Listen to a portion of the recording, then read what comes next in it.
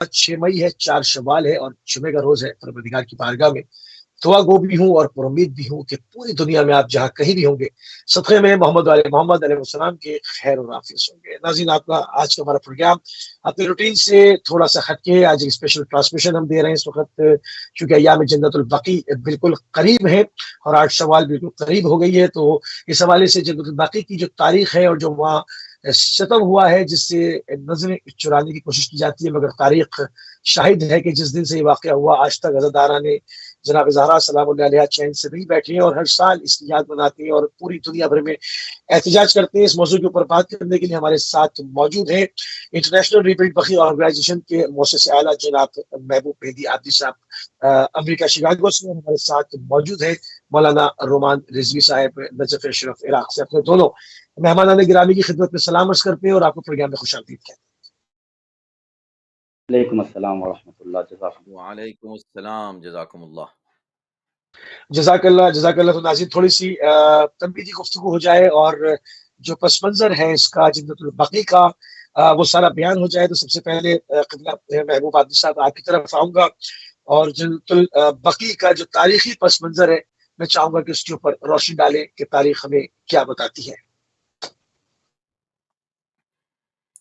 بسم اللہ الرحمن الرحیم۔ سب سے پہلے تو آپ کی خدمت میں اور مولانا رومان رضوی صاحب قبلہ کی خدمت میں اور تمام ناظرین کی خدمت میں سلام عرض کرتے ہیں، اور دعا گو ہیں کہ پروردگار آپ کی توفیقات میں اضافہ فرمائے اور آپ کو اجر جزیل کرامت فرمائے اس عظیم الشان پروگرام کو پیش کرنے کے لیے۔ جزاک اللہ۔ اذان محترم، آپ جانتے ہیں کہ جنت البقی کی جو اہمیت ہے اس پر بہت زیادہ گفتگو کی اس لیے ضرورت نہیں ہے کہ مؤمنین اس سے واقف ہیں کہ جنت البقی ایک عظیم قبرستان ہے، ایک تاریخی قبرستان ہے، اور مسلمانوں کا سب سے پہلا قبرستان ہے۔ صحیح۔ مدینے کا سب سے پہلا قبرستان جو خود پیغمبر اسلام نے جس کا انتخاب فرمایا، یعنی وہ زمین ہے کہ مسلمانوں کے قبرستانوں کے لیے آج ہم خود اپنے لیے زمین کہیں جو ہے منتخب کرتے ہیں، فلاں جگہ قبرستان بنا لیا، فلاں جگہ قبرستان بنائے۔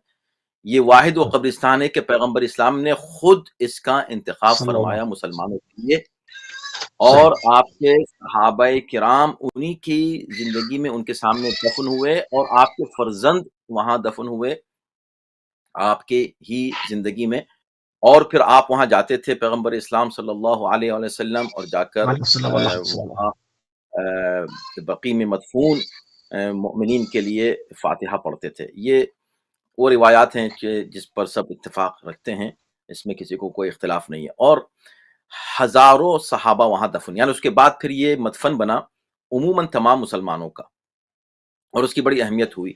تمام یعنی صحابہ کرام وہاں پر دفن ہوئے، ازواج پیغمبر اسلام وہاں پر دفن ہوئیں، اہم شخصیات وہاں دفن ہوئیں، اور سب سے بڑی بات، سب سے اہم جس کو کہنا چاہیے اور تمام مسلمان اس پر اتفاق رکھیں گے کہ پیغمبر اسلام کے وہ فرزند جن کو قرآن نے فرزند کہا، امام حسن مجتبی علیہ السلام وہاں دفن ہے۔ اب اس سے بڑی کیا بات، اس کے بعد ان کے فرزند یعنی کہ امام حسن مجتبی کے بھائی امام حسین علیہ السلام کے جو فرزند ہیں امام زین العابدین علیہ السلام، یہ بھی فرزند رسول ہی ہیں، وہ بھی وہاں پر دفن ہیں۔ ان کے فرزند امام محمد باقر وہاں دفن ہیں، ان کے فرزند امام جعفر صادق علیہ السلام وہاں دفن ہیں، جو تمام ائمہ فقہ جو ہیں ان کے استاد ہیں براہ راست یا بالواسطہ، اور تمام مسلمان ان تمام شخصیات کی بہت زیادہ عزت اور حرمت رکھتے ہیں اور سمجھتے ہیں، اور یہ وہ شخصیات ہیں۔ اس کے علاوہ بہت سی شخصیات ہیں، اور جناب معصومہ کونین سلام اللہ علیہ کے سلسلے میں بھی ایک روایت ہے کہ امکان ہے کہ امام علی علیہ السلام نے ان کو وہاں دفن کیا ہو، اس لیے کہ ان کی تدفین ظاہر ہے کہ پوشیدہ طور پر ہوئی، اور ان کی وصیت کے مطابق ان کی قبر کا نشان نہیں بتایا گیا، اور لیکن روایات میں 3 جگہ کا احتمال دیا گیا ہے، ان میں سے ایک احتمال جنت البقی کا ہے۔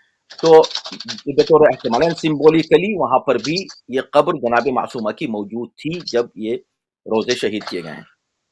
اس کے علاوہ جناب معصومہ ہی سے منسوب جو ایک بہت ہی اہم مقام تھا، ایک جگہ تھی جو مولا امیر المؤمنین نے بنائی تھی، اور اس کی نسبت بھی بہت ہی عظیم نسبت تھی کہ وہ بنائی گئی تھی پیغمبر اسلام صلی اللہ علیہ وآلہ وسلم کی غم کے لیے اور عزا کے لیے، اور بنائی گئی تھی جناب معصومہ کے لیے کہ وہاں جائیں اور جا کر عزاداری کریں. اس کو بیت الاحزان کہا جاتا ہے، تاریخ میں اس کا ذکر موجود ہے، اور یہ اس کے نشان ابھی تک موجود تھے. اس کو بھی ان ظالموں نے مسمار کیا ہے. تو یہ تمام سگنیفیکنس ہیں اس اہم ترین قبرستان کی مسلمانوں کے. ایک معمولی بھی قبرستان ہوتا ہے تو اس کی حفاظت کی جاتی ہے، اس کی حرمت باقی یعنی رکھی جاتی ہے. اور اسلام میں تو ویسے بھی حرمت مرنے والے کی اور اس کی قبر کی اتنی زیادہ ہے کہ دوسری اقوام حیرت کرتی ہیں کہ جو زندہ کو اہمیت دی جاتی ہے اسلام میں، وہی حرمت اور وہی عزت جو ہے وہ مر جانے والے کو بھی دی جاتی ہے. اور اس کی کسی طرح بھی بے حرمتی اصل میں کسی بھی ایک مومن کی بے حرمتی قرار پاتی ہے، اور اس کا بہت بڑا گناہ ہے. تو بہرکیف یہ اوور آل بات ہوئی.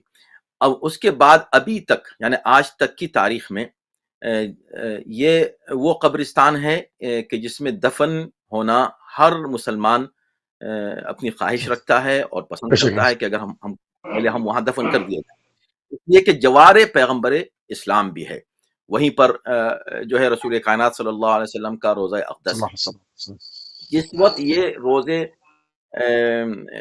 مسمار کیے گئے ہیں 8 شوال 1443 کو، تو اس زمانے میں یہ ارادہ کیا گیا تھا ان ظالموں نے یہ کہہ کر کہ یہ شرک ہے، انہوں نے یہ تک ارادہ کیا کہ پیغمبر اسلام کے روضہ اقدس کو بھی مسمار کر دیا جائے، اور بلکہ بہت ہی اہانت آمیز انداز سے یہ ارادہ کیا اور اس کا اظہار بھی کیا، اور یہ کہا کہ چھوٹے چھوٹے صنم تو ہم نے گرا دیے ہیں، صنم اکبر نعوذ باللہ باقی رہ گیا ہے، اس کو صنم اکبر. اور آج بھی وہابیوں کا یہی نظریہ ہے، آج بھی وہابی یہی بات کرتے ہیں، آج بھی وہابی یہی ارادہ رکھتے ہیں جو اس وقت تھا، لیکن کر نہیں پاتے، اس ارادے پر عمل نہیں کر پا رہے ہیں.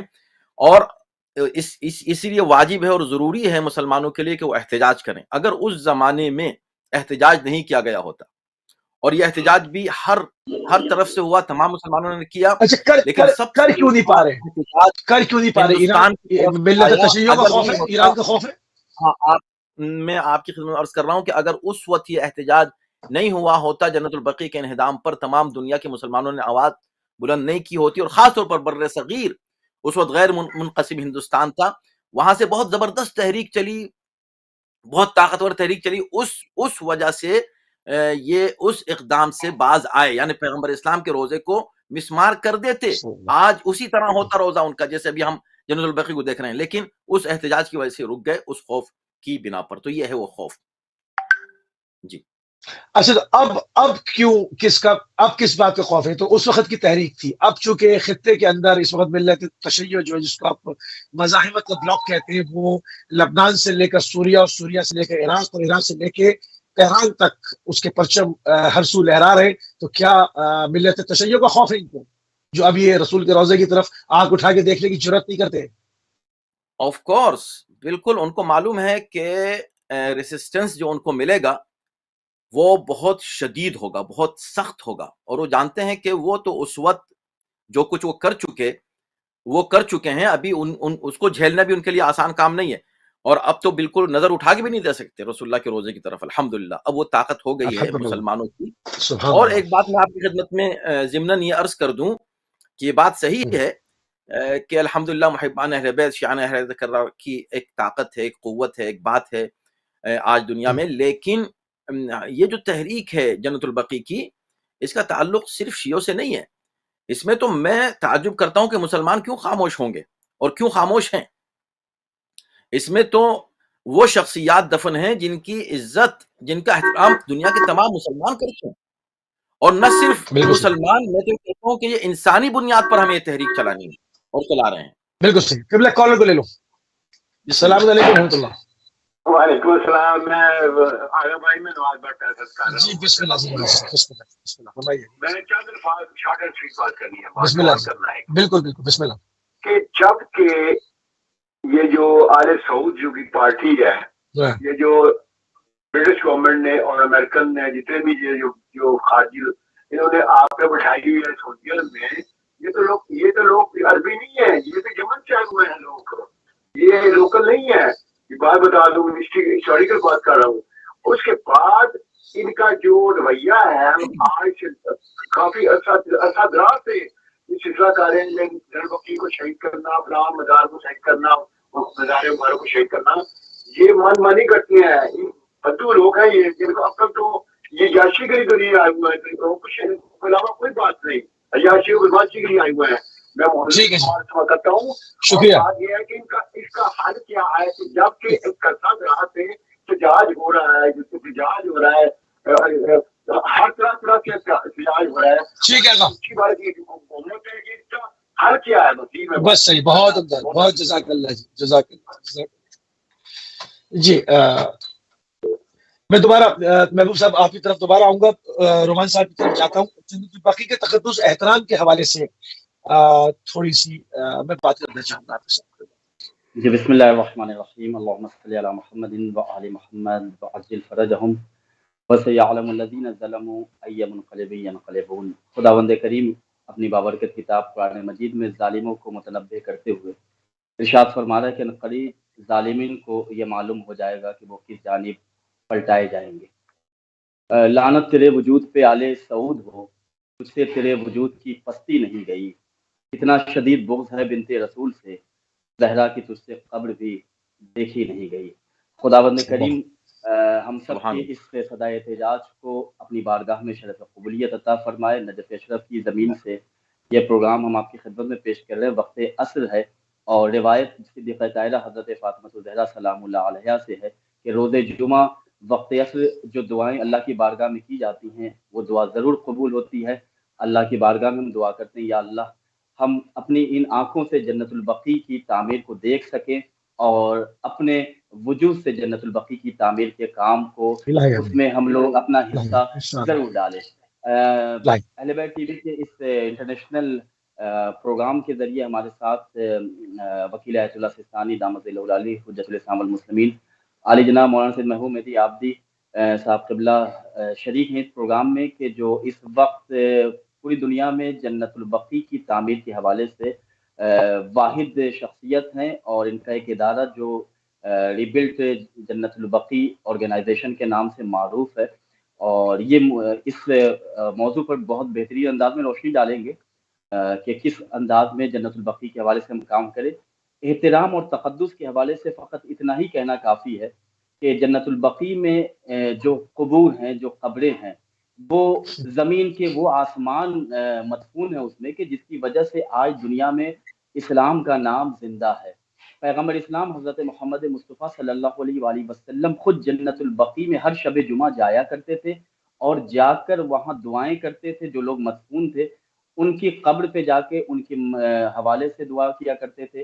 اس کے بعد تقدس اور احترام کے حوالے سے یہ ہے کہ آج ہم اور آپ جہاں بھی جاتے ہیں، جن مزاروں پہ جاتے ہیں، جن اطوات عالیہ کی زیارت کرنے جاتے ہیں، اس زمانے میں لوگ شرک اور بدعت کے فتوے لگا کر دنیا اسلام کو خاموش کر دیتے تھے، بھولے بھالے مسلمانوں کو، سادہ لو انسانوں کو، کہ وہاں شرک اور بدعت ہوتا ہے. لیکن جیسے جیسے دنیا ترقی کر رہی ہے اور علم کا چراغ جس طرح روشنی پھیلا رہا ہے، آج دنیا دیکھ رہی کہ چاہے وہ حرم امیر المومنین ہو، چاہے وہ حرم امام حسین ہو، چاہے وہ مشہد مقدس کا مرجع خلائق روضہ امام علی رضا علیہ السلام، جہاں بھی اہل بیت کے چاہنے والے جاتے ہیں بندگی خدا کی ہوتی ہے، تلاوت قرآن مجید کی جاتی ہے.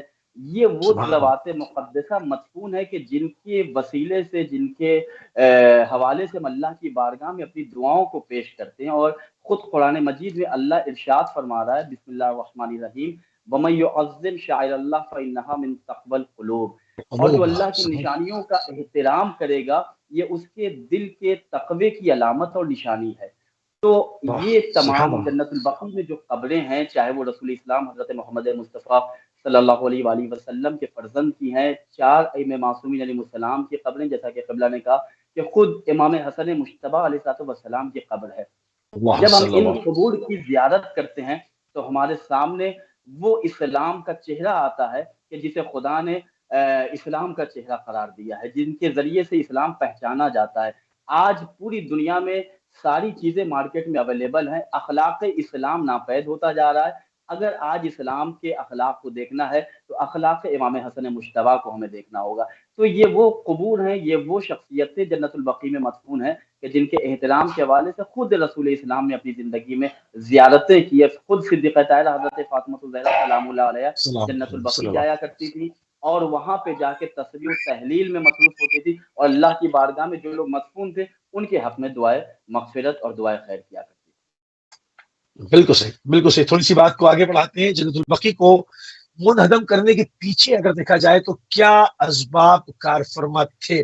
عابدی صاحب کیا کہیں گے اس پہ؟ اب آپ کی بہت گہری نظر ہے اس پہ، آپ ایک بہت بڑی آرگنائزیشن اس وقت چلا رہے، ایک مشن ہے جس میں حرم امام صلی اللہ علیہ وسلم سے لے کے یوینو تک اس کی گونج سنائی دی ہے۔ اس پہ کیا کار فرما مقاصد کیا تھی؟ کیوں کیا انہوں نے ایسا؟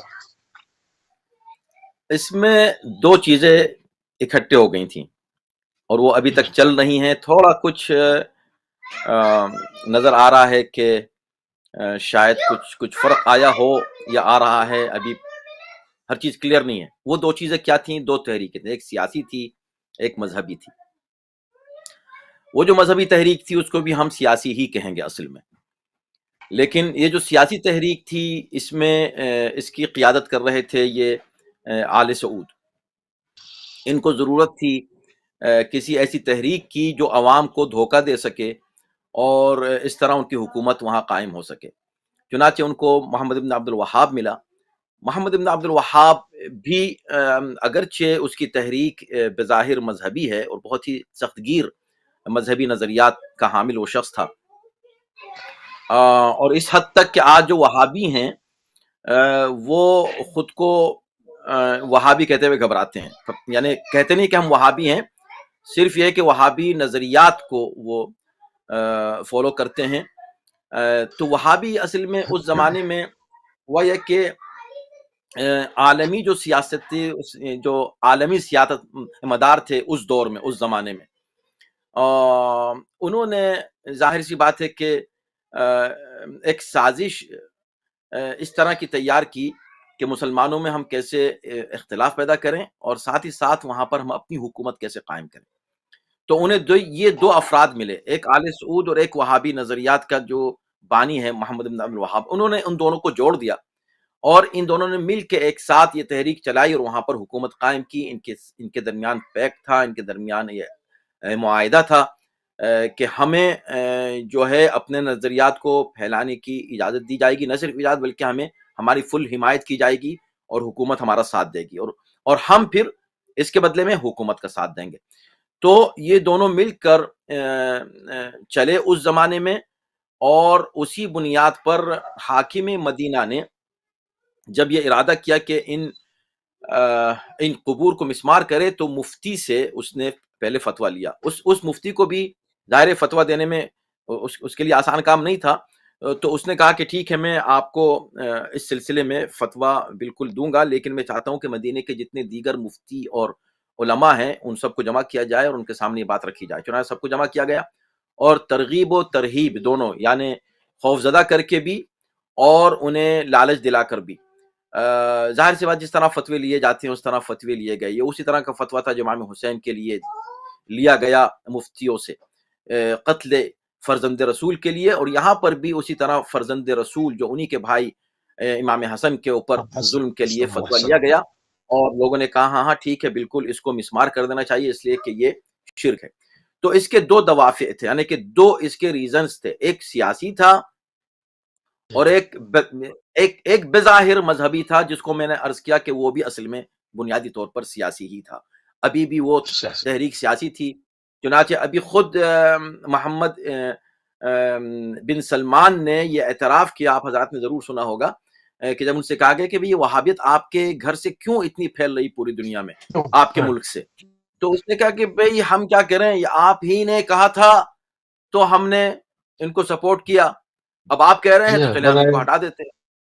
چنانچہ اب وہ ان کے بظاہر اب نئی تحریک یہ چلیے کہ وہابیت کو وہاں سے ختم کیا جائے، وہابیت کے اثر کو کمزور کیا جائے، اور وہ ہو رہا ہے انشاءاللہ، کیونکہ یہ بے جان ایک تحریک تھی، بے جان گویا کہ ایک نظریہ تھا، ہاں کوئی اس کی بنیاد نہیں، اور کوئی اس میں منطق نہیں، کوئی اس میں عقلیت نہیں۔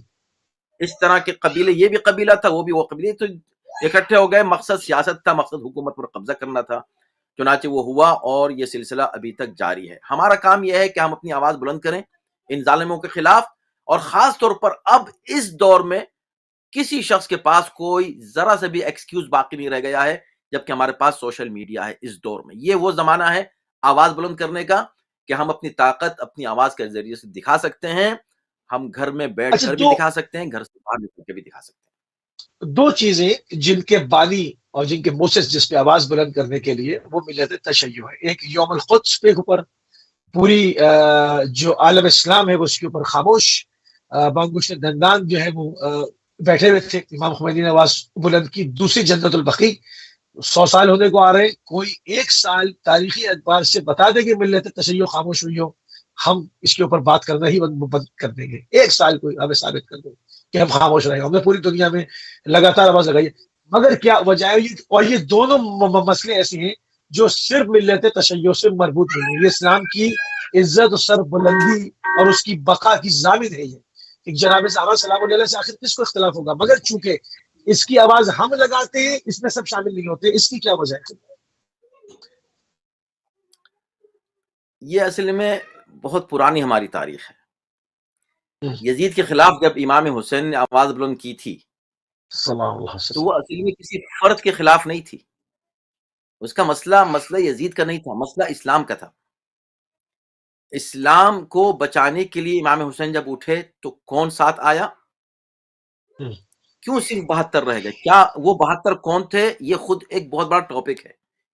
یہ وہ لوگ تھے، دیکھیں دو طرح کے مسلمان ہیں، معذرت کے ساتھ میں کسی کے اوپر کوئی دل آزاری کی بات نہیں کرنا چاہ رہا ہوں، لیکن جب آپ نے ایسا سوال کیا تو میں اس کا جواب اس طرح دے سکتا ہوں کہ 2 طرح کے مسلمان ہیں۔ ایک مسلمان وہ ہیں جو قیادت کو بیعت سے مانتے ہیں، ایک مسلمان وہ ہیں جو قیادت کو نص سے شرعی سے مانتے ہیں، یعنی کہ اللہ نے معین کیا ہے قائد، اللہ نے معین کیا ہے امام، قرآن نے اور رسول نے معین کیا ہے۔ اور ایک وہ ہے کہ نہیں، ہم نے بیعت کی ہے تو کر لیا ہے۔ دیکھیں امام حسین علیہ السلام نے کربلا میں کتنی وضاحت سے عملی طور پر اس بات کو کلیئر کر دیا کہ میرے ساتھ جو یہ آئے ہیں، یہ جو 72 ہیں، یہ کون ہیں؟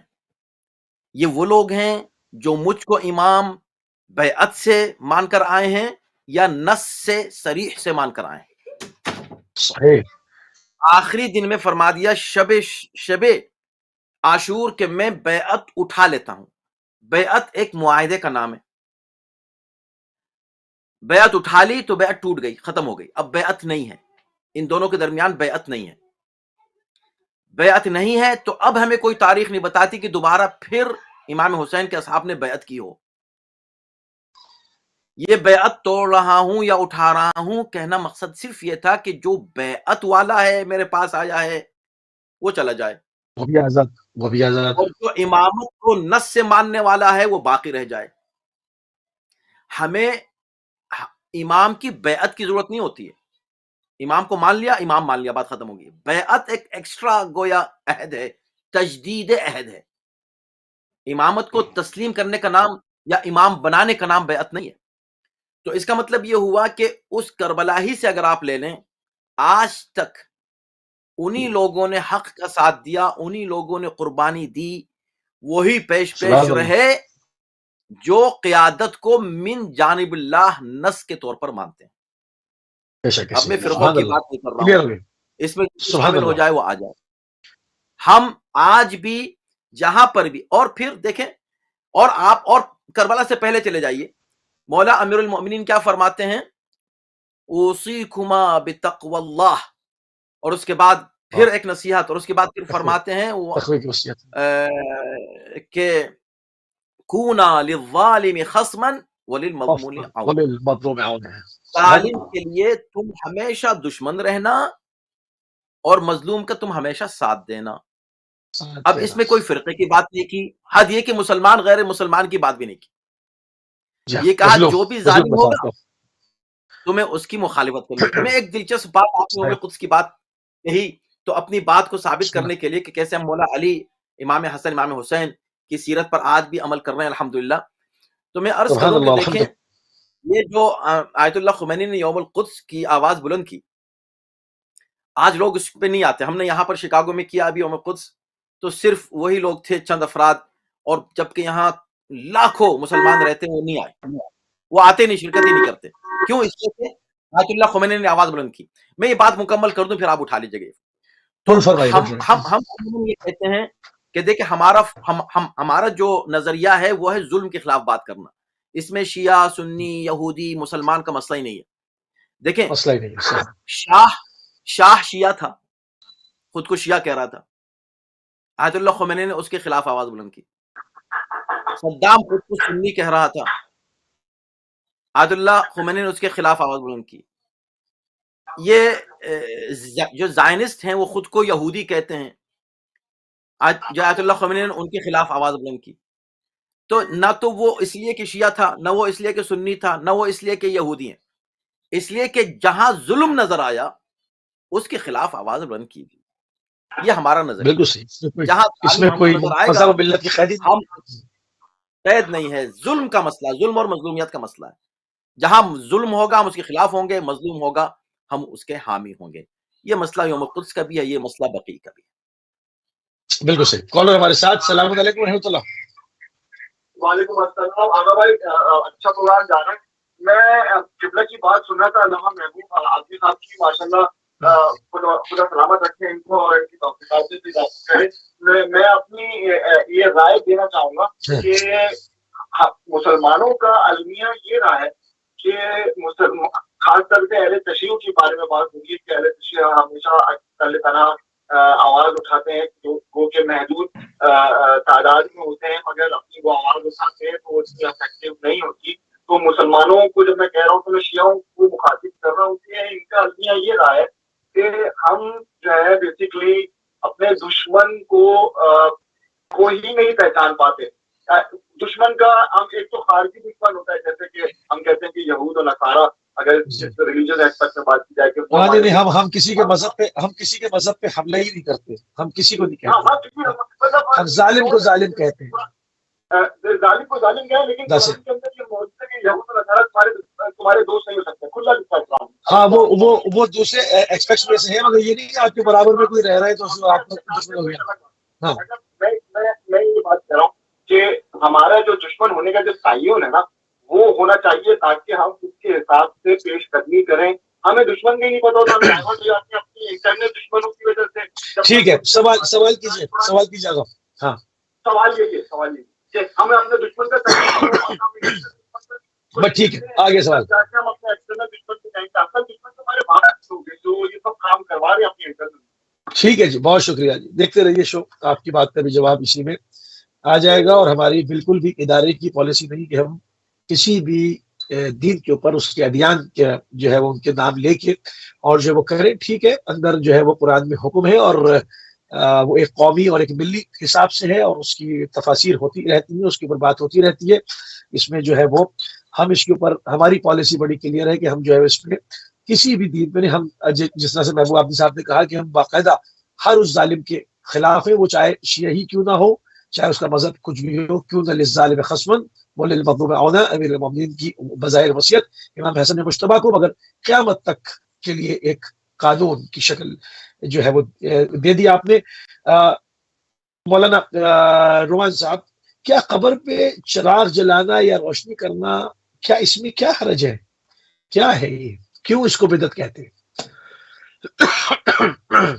جی یقیناً ہم مکتب تشیع اور مکتب داخلیہ کا جو عقیدہ ہے اور ہم جو فالو کرتے ہیں وہ قرآن اور محمد محمد علیہ السلام کی تعلیمات۔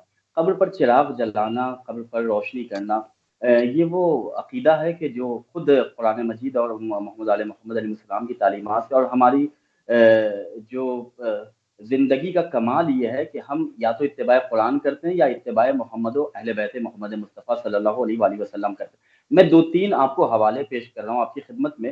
ایک تو جامع صحیح کتاب میں ابن عباس رحمۃ اللہ علیہ سے روایت ہے کہ پیغمبر اکرم صلی اللہ علیہ وسلم رات کے وقت قبرستان جایا کرتے تھے، اور انہوں نے خود کہا ابن عباس رحمۃ اللہ علیہ نے کہ داخل قبرستان ہوئے اور میں نے دیکھا کہ انہوں نے چراغ کو روشن کیا.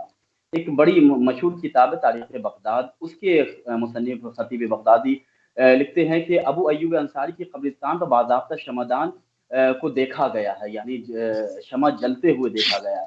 پھر ابن جوزی لکھتے ہیں کہ یہ جو قبور پر قبروں کے اوپر چراغ کا روشن کرنا، یا پھر وہاں پہ جہاں پہ قبرستان کی تعمیر ہوتی ہے چٹائیوں کو لے جانا، یہ اہل اسلام کا وتیرہ رہا ہے اور یہ ان کا طریقہ رہا ہے. آخری حوالہ میں آپ کی خدمت میں پیش کر رہا ہوں فتاوی رضویہ کی کتاب کے حوالے سے کہ مولانا احمد رضا خان بریلوی لکھتے ہیں کہ شمع روشن کرنا، چراغوں کو جلانا، چراغ روشن کرنا قبروں پر تعظیم کے لحاظ سے جائز ہے، تاکہ لوگوں کو یہ علم ہو سکے، لوگوں کو یہ معلوم ہو سکے کہ ہم کس بزرگ کی قبر پہ آئے ہیں، اور اس بزرگ کے حوالے سے، اس صاحب قبر کے حوالے سے وہ تبرک کو حاصل کرے، وہ اللہ کی بارگاہ میں ان کے وسیلے سے اپنی دعاؤں کو پیش کرے. تو یہ تاریخ میں ہمارے یہاں وافر مقدار میں حوالے موجود ہیں، بس مطالعہ کرنے کی ضرورت ہے. جیسا کہ قبلہ نے کہا کہ ہمارے یہاں جو عقیدہ ہے، ہمارا جو اپنا طور امتیاز ہے، وہ یہ ہے کہ ہم قرآن مجید کا اتباع کرتے ہیں اور محمد و آل محمد علیہ السلام کا اتباع کرتے ہیں. بالکل صحیح، بالکل صحیح. تھوڑی سی بات کو جو ہے وہ آگے بڑھائیں گے. قبلہ عابدی صاحب، جس طرح سے ریبلڈ آرگنائزیشن جو کہ انٹرنیشنلی کام کر رہی ہے، جس طرح سے میں نے بھی تھوڑی دیر پہلے کہا کہ اس کی گونج جو ہے وہ ہمیں امام حسین علیہ السلام سے لے کے UN کے پلیٹ فارم تک جو ہے وہ گونجی ہے اور گونج رہی ہے ماشاءاللہ. آپ اس کے تحت جو ہے وہ اس کے اوپر ایک مفصل کام کریں. تھوڑی سی اس کی تفصیل بتا دیں کہ اس میں کیونکہ 100 سال جو ہے وہ یہ ہونے کو آ رہے ہیں، تو اس پہ ہم اس کو کس طرح سے پوری دنیا میں اور بوسٹ اپ کر سکتے ہیں کہ وہ دن قریب آئے انشاءاللہ کہ جناب زہرا سلام اللہ علیہ کا حرم اقدس جو ہے وہ تعمیر ہونا شروع ہو. ہم اس کو اپنی آنکھوں سے دیکھیں. اس پر ذرا اس کام کے اوپر تفصیلی روشنی ڈال دیں ذرا. جزاک اللہ. نہیں، یہ بہت ہی اہم سوال ہے آپ کا. میں پہلے تو ہم یہ عرض کریں کہ یہ بقی آرگنائزیشن ایک عالمی آرگنائزیشن ہے، انٹرنیشنل آرگنائزیشن ہے. اس میں پوری دنیا کے افراد شامل ہیں، ہر جگہ کے علماء ہیں، اس میں قومی رہنما ہیں، ورکرز ہیں، والنٹیئرز ہیں، نوجوان خواتین ہیں. ایک بہت بڑا کام ہے، اور بلکہ میں یہ کہوں گا اصل میں یہ اس میں ہر مومن شامل ہے. آرگنائزیشن ہم اس کو اس لیے کہتے ہیں کہ چونکہ کچھ قانونی ضرورتیں ہوتی ہیں اور کچھ ٹیکنیکل ایشوز ہوتے ہیں جن کو کنسیڈر کرنا پڑتا ہے. وَإِلَّا یہ اصل میں ہم اس کو آرگنائزیشن نہیں کہیں گے، تحریک کہیں گے. اور اس تحریک کا ہر مومن اس کا حصہ ہے. یہ تحریک کیا ہے؟ تحریک تعمیر جنت البقیع ہے. یعنی پوری دنیا میں ہم ایک تحریک چلا رہے ہیں کہ بھئی یہ روزے جو مسمار کیے گئے ان کو پھر سے تعمیر کیا جائے. بس ہمارا یہ مطالبہ ہے. نہ ہمارا کوئی سیاسی اس میں کوئی موٹیو ہے، نہ ہم اب اس میں مطالبہ تو ہم نے کر دیا. ابھی جو مطالبہ 100 سال سے کر رہے ہیں، اس میں ہمارے اسٹیپس کیا ہیں؟ یعنی کہ ہم اس وقت جو ہے وہ ایک الحمدللہ مطلب جہاں پر شیعوں پر ظلم ہوتا رہا، اس کے ایک طرف تو یہ ہے کہ خون بہ رہا ہے، لوگ مارے جا رہے ہیں، مگر اگر دوسری طرف اس کے اندر ہم رحمت خدا کو تلاش کریں تو اس وقت پوری دنیا میں شیعہ پھیل گیا. امریکہ میں، کینیڈا میں، یورپ میں، UK میں، پورے جہان کے اندر آپ بیٹھ گئے جا کے. اب وہاں سے آپ کی آواز اٹھ رہی ہے. تو اس کے اسٹیپس کیا ہیں؟ جہاں پر بھی جناب زہرا کی محبت لے کر آپ کی اولاد اور آپ کے ماننے والے پہنچے ہیں، ان کو کس طرح سے جو ہے وہ ایک الائن کیا جائے کہ پوری دنیا سے اس کی گونج اٹھے. وہ اسٹیپس جاننا چاہ رہا ہوں. جزاک اللہ. دیکھیں اس میں بہت سی باتیں ہیں، لیکن ہم اس طرح سٹارٹ کریں گے اس کو کہ اس کے اصل میں 3 دائرے ہیں. اس کو یوں سمجھیں، تینوں دائروں میں ہمیں کام کرنا ہے اور کام کر رہے ہیں اور کام ہو رہا ہے، لیکن بہت کام ابھی باقی ہے. پہلا دائرہ کیا ہے؟ یہی محبان اہل بیت، یہی وہ لوگ کہ جو کسی نہ کسی طرح 8 شوال کی یاد کو تازہ رکھے ہوئے ہیں، چاہے ایک مجلس ہی کی صورت میں صحیح.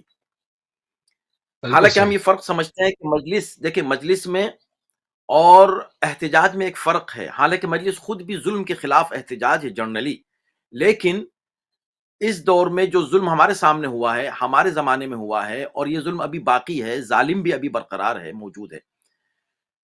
ہماری ذمہ داری دوسرے مظالم کے مقابلے پر اور دوسرے ادوار کے مؤمنین کے مقابلے پر مختلف ہے. اللہ جو ہے آج سے 200 سال پہلے کے مؤمن سے ہرگز یہ نہیں پوچھے گا کہ جنت البقیع مسمار ہوئی تم نے کیا کیا، نہیں پوچھے گا سبحان اللہ، بالکل ایسے. لیکن ہم سے پوچھے گا کہ جنت البقیع تمہارے زمانے کی بات تھی، تمہارے دور میں ظلم ہوا تھا، تم کیا کر رہے تھے. تو پہلے دائرے میں ہمیں جو مؤمنین ہیں ان کے یہاں ان کے درمیان ایک زبردست بیداری لانی ہے، ایسی کہ ہر شخص یہ سوچے کہ میں کھانا کیوں کھا رہا ہوں، مجھے نیند کیسے آ رہی ہے، میں خاموش کیسے بیٹھا ہوں، میں کیا بہانے، میں اپنے دنیا بھر کے کاموں میں لگا ہوا ہوں، مجھے اس کی فکر ہی نہیں ہے. اور یہ کوئی بہانہ نہیں چلے گا کہ بھئی ہم کیا کر سکتے ہیں، ہم تو یہاں بیٹھے. آپ اس دور میں، آج اس زمانے میں کوئی فرد، مجھے ایک شخص لیا یہ کہے ہاں میری یہ مجبوری اس لیے میں نہیں بول رہا ہوں، کوئی مجبوری نہیں ہے. اور آپ یہ بھی نہیں کہہ سکتے وہ تو وہاں ہوا ہے ہم یہاں کیا کریں. ارے بھائی اس وقت میڈیا کا زمانہ ہے جو 10 سال پہلے نہیں تھا. 10 سال پہلے کے مؤمنین سے شاید وہ سوالات نہیں ہوں گے جو آج ہم سے ہوں گے. ہر دور میں اللہ امتحان الگ طریقے سے لیتا ہے لوگوں کا. آج ہمارا امتحان یہ ہے کہ میڈیا ہر شخص کے ہاتھ میں ہے، سوشل میڈیا، اس کے ذریعے سے آپ کچھ کر سکتے ہیں کہ نہیں کر سکتے.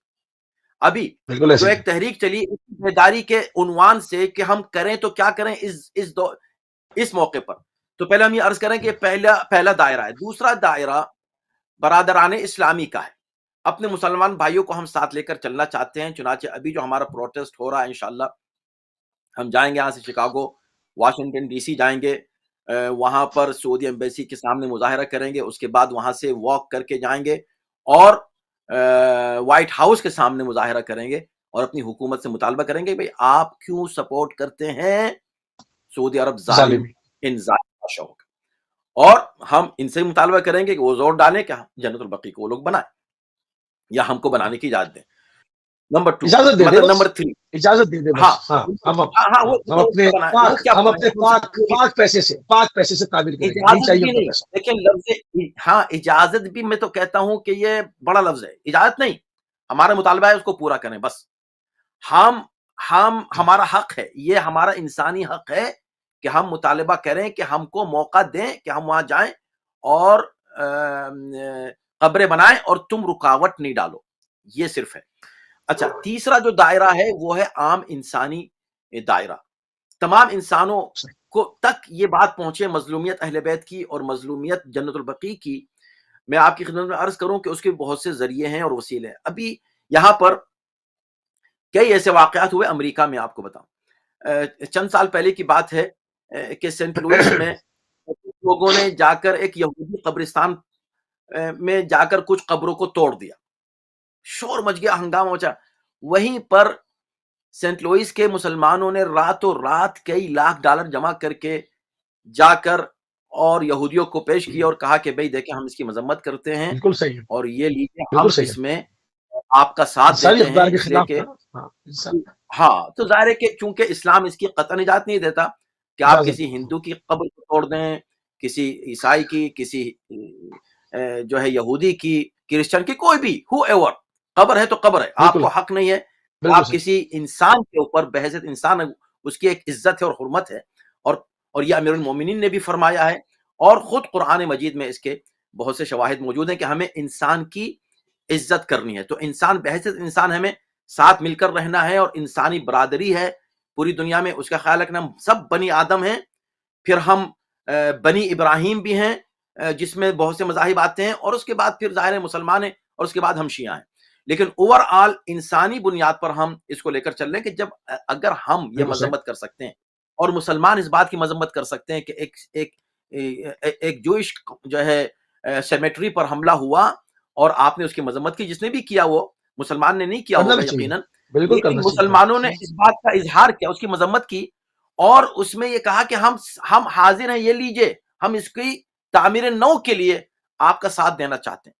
تو اس وقت میرے ذہن میں آیا کہ بھئی آپ ٹھیک ہے، جوز اب جو لوگ اس وقت تعمیر نو کے لیے کھڑے ہوئے ان سے ہی گزارش ہے کہ اپنے رسول کی بیٹی کے لیے بھی کھڑے ہو جائیں. زندہ باد. بس یہ ہے بات. تو ہم یہ بات لے کر بس چل رہے ہیں کہ ان مسائل کو اس اس میں طرح نہ سمجھیں. شیعہ نہ سنی نہ کچھ، رسول کی بیٹی کے ہم لیے نے یہ بات جتنا رکھی نہیں ہے. تم ہم بھی تو شیعہ مانتے ہو نا. سنی، ہاں؟ مسلمان غیر مسلمان لے کے چل ہی نہیں رہے. ہم تو انسانی بنیاد پر اس بات کو پیش کر رہے ہیں اور ہم کہہ رہے ہیں کہ ہمارا انسانی حق ہے انسانی حقوق کی بنیاد پر. تو ان 3 دائروں پہ ہم کام کر رہے ہیں. ایک تو یہ بیداری ہمارے شیعوں میں آئے اور وہ یہ سمجھیں کہ ٹھیک ہے ہم اگر کرتے رہے ہیں 100 سال سے، مگر بہت بڑی کمی اور تقصیر کی ہے ہم نے. ہمیں اس سے زیادہ کرنا تھا. ہمیں بالکل چین سے نہیں بیٹھنا تھا. کیوں؟ مثلا میں سوال کرنا چاہتا ہوں اپنے علماء سے، میں خود اپنے آپ سے سوال کرتا ہوں. یہ بتائیے کہ کیا وجہ ہے کہ صرف 8 شوال کو ہم بات کریں جنت البقیع کی؟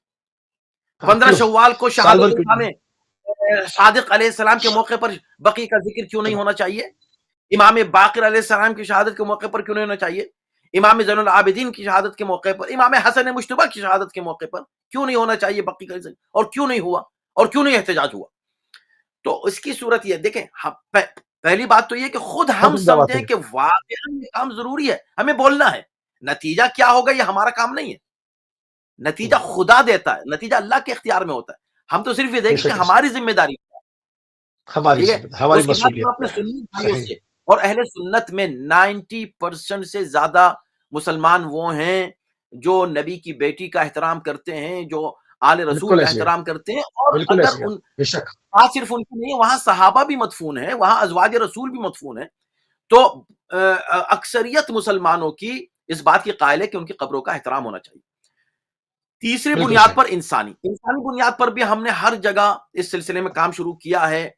جتنے ممالک ہیں سب جگہ دیکھیں، اب یہ سٹیپس آ رہے ہیں. اس سٹیپس میں آپ کے سامنے آپ کا وقت لے رہا ہوں، اور مولانا رومان رضوی صاحب ماشاءاللہ اس تحریک میں پیش ہیں. وقت ان کی معذرت کے ساتھ صرف یہ کہ میں آپ کے سامنے عرض کروں تاکہ ایک پیغام پہنچے دنیا میں. دیکھیں، شیعوں میں جو بیداری ہے، اس دائرے میں ہم کیا کر رہے ہیں، ایک لمبی لسٹ ہے.